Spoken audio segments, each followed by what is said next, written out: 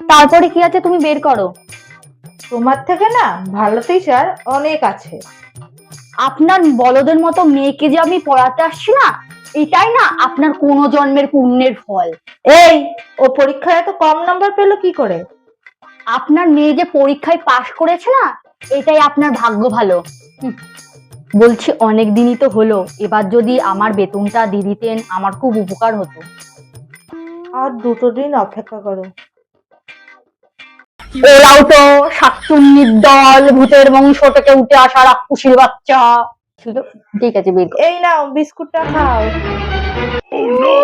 একটা বিস্কুট দিচ্ছে, তাও আবার বাসি। আমাকে কি ভিখারি টিখারি পেয়েছে নাকি? বলছি শনিবারটা না আসে যদি একটু রবিবারটা আসতে পারতে। রবিবার আমি কোনো আনাড়ি পাবলিকের জন্য সময় রাখি না। একটু ঠিক করে পড়তে পারো না? সারাদিন বাড়িতেই তো থাকো, কি করো তুমি সারাদিন? এই এই, তুমি আমার মেয়েকে একদম বকবে না। তুমি ওকে বকছো কেন? না বললে আপনার পাখির মতো মেয়েকে আমি মানুষ করবো কি করে?